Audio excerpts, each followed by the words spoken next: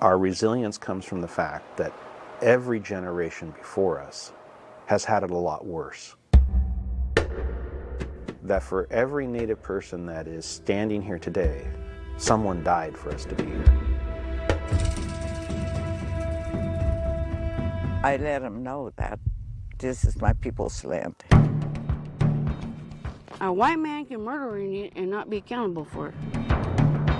There is so much that has happened on our tribal lands. There is so much violence. It has been an ongoing resistance.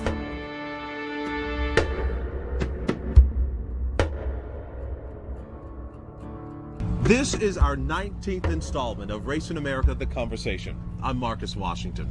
You know, it's hard to believe that a city recognized by so many people was once a sleepy port town. That was until the gold rush of 1849. I'm Jessica Aguirre in San Francisco. San Francisco's historical boom came at a terrible price for California's first people, its indigenous people. And the world-famous tourist attraction behind us, Alcatraz. Their sacred site would later become the inflection point to tribes up and down the state. Tonight, we explore what was taken from California's indigenous people and land back movement happening today. I visit the ancestral home of the Pitt River tribe. 170 years ago, their land extended 3.5 million acres. Today, the tribe has less than 10,000 acres. Before mobster Al Capone came to Alcatraz, the first known prisoners on the island were 19 Hopi men in 1894. Their crime? Refusing to send their children to assimilated boarding schools to learn the white man's ways. Alcatraz is native land. It belonged to the Ohlone people before settlers set their eyes on it. On October 10th, Indigenous People Day, I went to Alcatraz for the sunrise gathering. Thousands woke up very early to celebrate tradition, culture, community, and the resistance.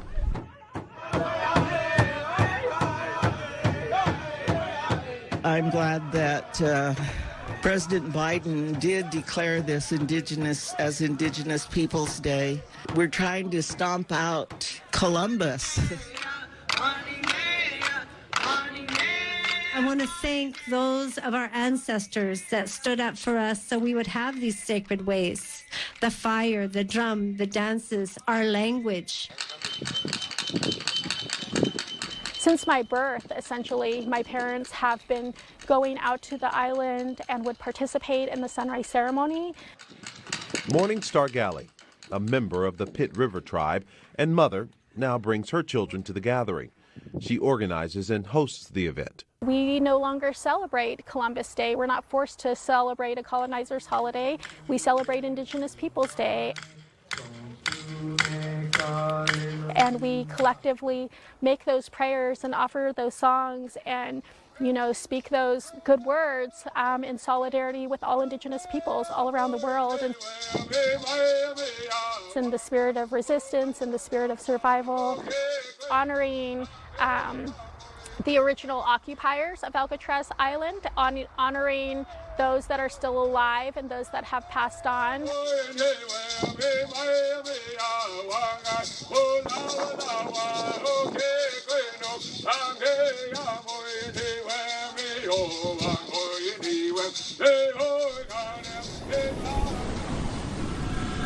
Alcatraz is an inflection point in what we would call the native history of the U.S. It did something important. In November 1969, a group of Native Americans and their supporters set out on boats to take back their land in what is known as the occupation of Alcatraz. San Jose State professor Kerry Malloy. It brought attention to what was going on with Native people. Alcatraz forced not just the Bay Area where it was happening, but the entire country to look and go, what is going on here? It happens right in the cusps of the civil rights movement and what we would call the American Indian movement, Red Power movement. All these guys with hats are all guards. Eloy Martinez, who lives in Oakland, was one of the first to arrive on November 24th, 1969. He followed his friend Richard Oakes. Oakes was a student at San Francisco State and a leader during this occupation. I went out there because of him, only him. And Richard decided to jump in the water and swim to the island, and that was to To us, that was the spark that lit the flame of red power in the Bay Area. None of us would have made it out there in mass like we did if it hadn't been, with a couple of people with good hearts and boats. So talk to me about when you first got to the island. At any moment, were you nervous, scared? What was that like? Well, it was pretty nerve-wracking because you didn't know what they were going to do, When we got on the island, they said, "Mayday, Mayday, Mayday, the Indians are on the island." Was there ever a moment that you feared for your life? Did you think you would get hurt, killed? You could kill an Indian and get away with it, What was the plan? Once we get to the island, what do we do next? We're going to keep it. Getting to Alcatraz and seeing all them faces, smiling and happy, and just to be seeing somebody that looked like you in an area that big, it was a pretty awesome feeling because you could feel what sovereignty felt like, being free. Eloy stayed on Alcatraz for 2 months. He left in January 1970 after Richard and his family left. A lot of people said it had failed, but none of us that were on the island considered it a failure because everybody on the island that was on the island that occupied it in 1969 didn't quit there. They went on to other things. This all was possible because of this man right here. This is Richard, yeah. The famous Richard. That's him.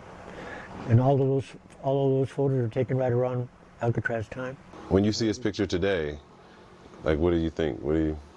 I always wish he was still here. He really touched your life. Yep. So today, when you see that, it was all worth it. It was worth it. Yeah. It was more than just a boat ride. It caught the spirit, and it caught the attention of everybody. Richard Oakes was shot and killed in 1972. He was 30 years old. The occupation of Alcatraz ended on June 11th, 1971. But the fight didn't end there. It set off a series of land-back movements. We didn't just leave the island. That's when we started going to Washington and all over Pitt River. And since then, the Pitt River tribe in Shasta County has been fighting to get their land back. Right now we have it's a little under 10,000 acres. Coming up, how they lost their ancestral home to one of California's largest landowners, PG&E, and the deal now in place to return their ancestral land.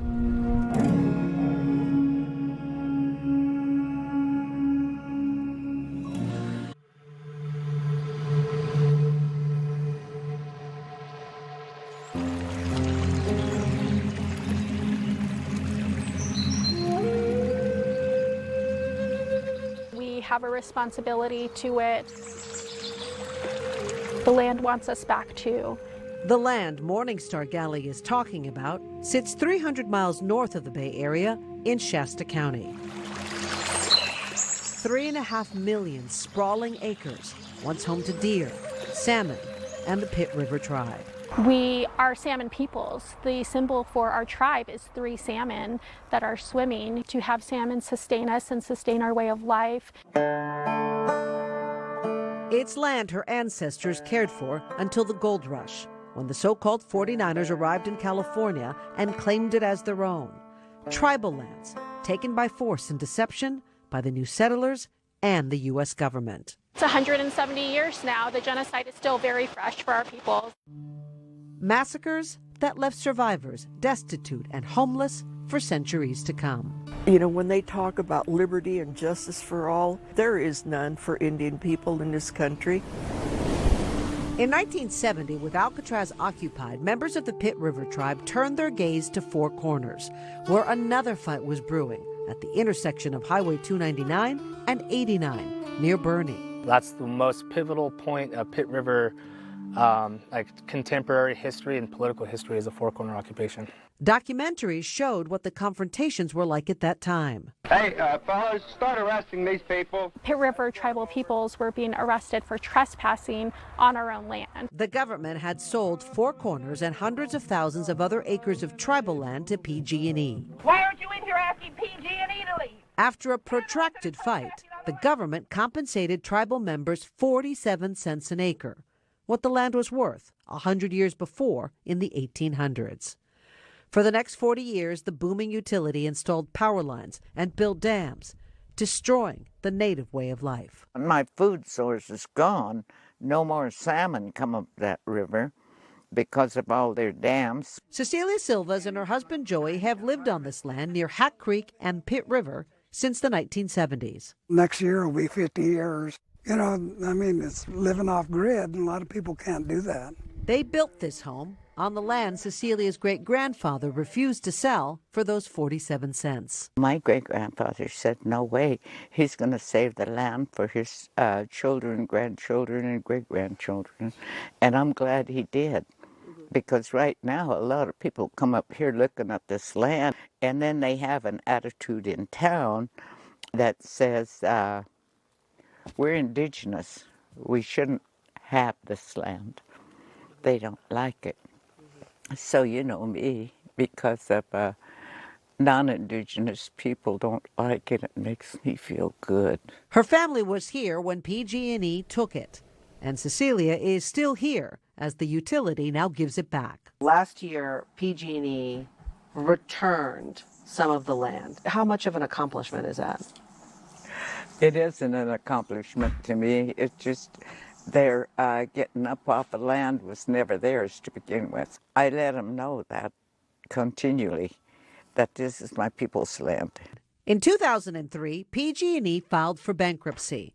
As part of a deal, the state agreed to bail the utility out. In exchange, the utility would give 140,000 acres of land back to be protected for conservation. Now a stewardship council decides how the land is given back. Either the tribe would receive it or another organization would receive it. And so right now the tribe has the final say to what happens to the property, working with Shasta Land Trust. PG&E didn't want the tribe to receive the land and put it in the trust so we can try to develop it, build or do something with it.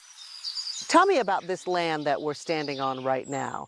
This was Maui land. Tell me which is the land that PG&E has returned. Well, we're standing on it. This is it? Yeah, this is part of it. They should have given it a long time ago because the land's been just sitting here. And PG&E had no use for it except the transmission lines. Returning the land is a seminal step in reclaiming their history and their connection to it. Building this relationship with PG&E, now somebody goes to them, well, we want you to do this or that in the project area. We want you to do this or that. They said, well, have you talked to the tribe? But it doesn't begin to convey the magnitude of what's been lost. Right now we have, it's a little under 10,000 acres. Is it shocking when you hear that number, 3.5 million to less than 10,000? Yeah, it's disheartening. Because at one time you're able to roam freely and do as you needed to get by and provide for yourself and your family. That was my first question is this land that PG&E is now having to transfer over, is this our land? Native people should have been first in line, not the conservation groups. But really the tribe should have had first rights to be able to manage and steward their own lands.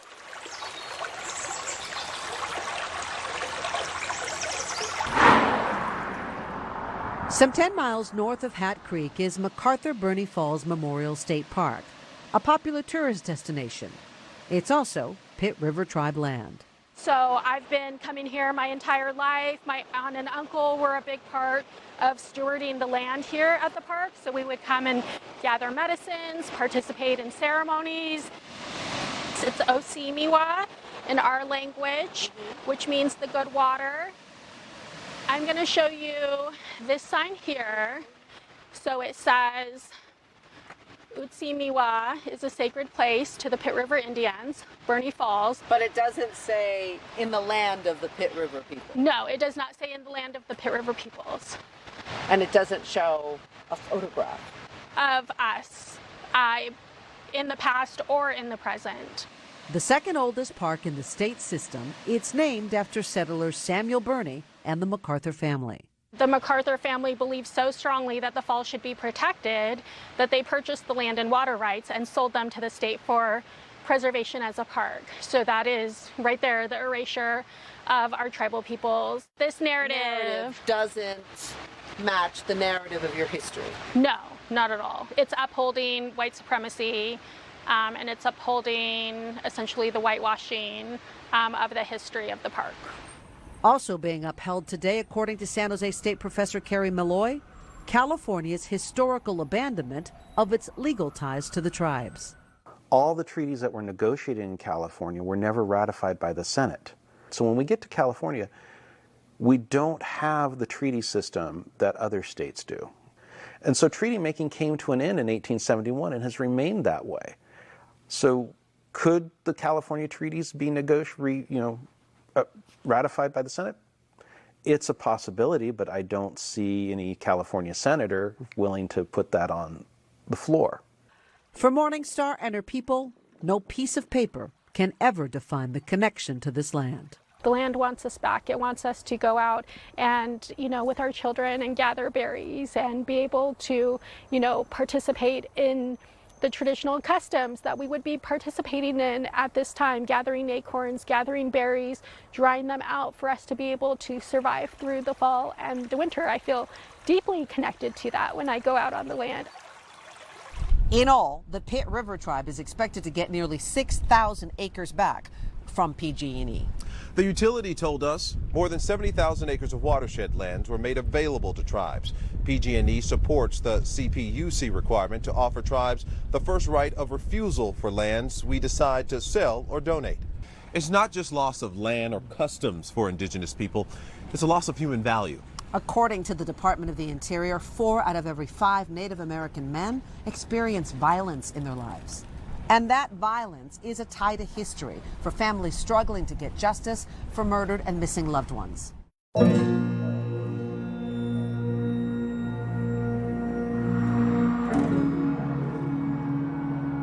We're grasping at straws. We want to find Nick. Laura Seal is talking about her grandson, Nick Patterson. The 26-year-old was last seen in the Hack Creek area on December 29th, 2020. A good, kind, and caring one. Humorous, funny, loving. Seal and her daughter Lisa Craig had spent the day with their beloved Nick at a family birthday party. We took pictures because I had gotten a camera and I don't know, there was just something about getting together as a family. It was the last time they would ever see him. File of missing persons here in Shasta County. It was a lot of pushback, like we had to play their waiting game pretty much. The investigation seemed to go nowhere, and their cries for help unanswered. Did you get the sense when this was happening that they weren't giving it the weight of a missing person because he's an indigenous man? Yes. Oh yeah, definitely. They just acted like he had gone on a big old binge or something. They play it as, oh, he's just another drunk Indian. Oh, he's just part of that crowd. Well, What are your hopes for having Nick come home? For me, at this point, I just want what's left of my baby to be brought back so we can bury him. Yeah. Ultimately, because we have traditional and cultural values that we hold that have been passed down, millennia. And so being able to go through those practices help with the healing.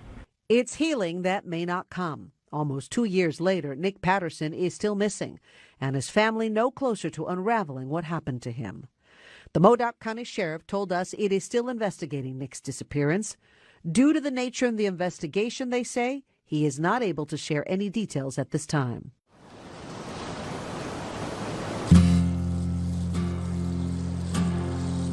Got hit in the head with a golf club twice, and then to make sure he was dead, he was stabbed 13 times in the neck. Russell and Geraldine McGarva are looking for justice for the murder of their brother, Milton McGarva.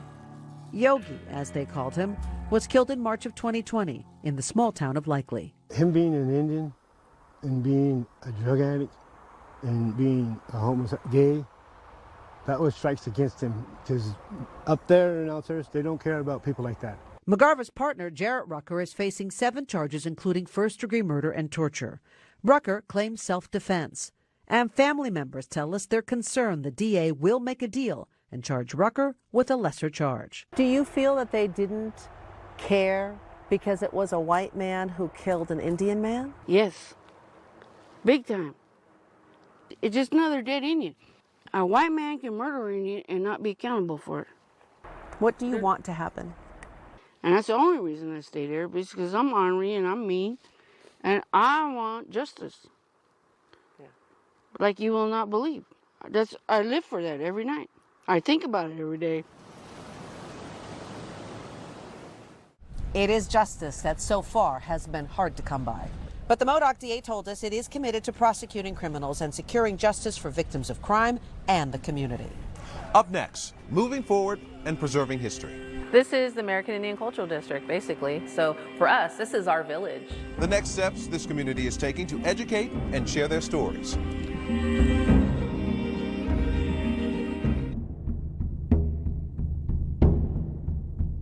Marcus, the resiliency of the indigenous peoples is unwavering. Yeah, what they really want to do is preserve that history while educating future generations. In San Francisco's Mission District, the American Indian Cultural District was founded in March of 2020. A new cultural center is currently being built on Mission and 15th Streets. Now, it'll be the first one in 50 years in the city. I met with April McGill, the executive director. We're in the territory of the Ramaytush Ohlone people. Talk to me about what this cultural center will mean for the Native American community, because there's such rich history. We had a lot of families relocate to San Francisco and really build their community here.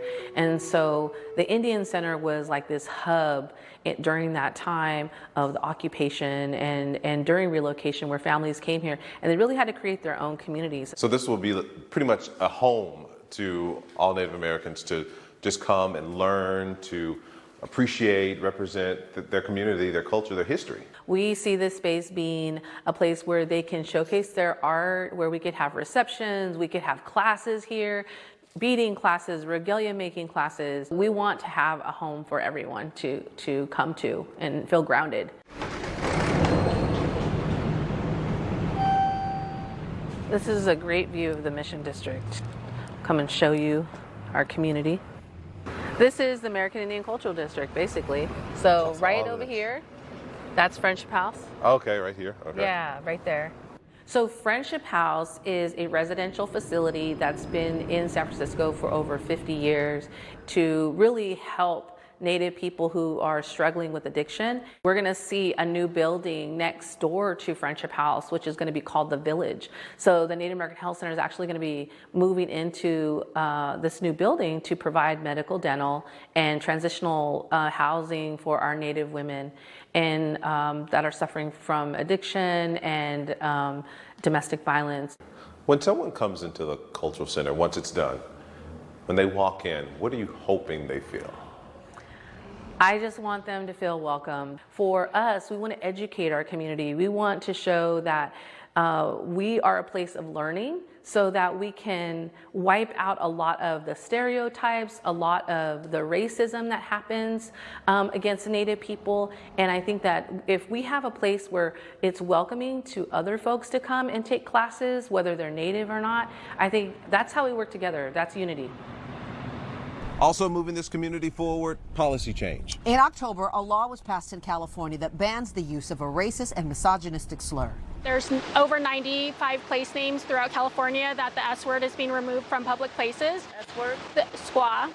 So, yeah, is currently being removed throughout California. So this is the next shift in terms of reclaiming our traditional names and, removing those settler names. Reclaiming their names, culture, and identity. Indigenous peoples remain resolute in their fight against racism. I say every day as a California Native woman, it's a fight against erasure, it's a fight against invisibility, because that's what has been inflicted upon us. That for every Native person that is standing here today, someone died for us to be here. That resilience comes from the fact that if we give up, the government finally wins. powerful words for a powerful fight. A fight that will continue. Thanks for joining us. Have a good night. Good night.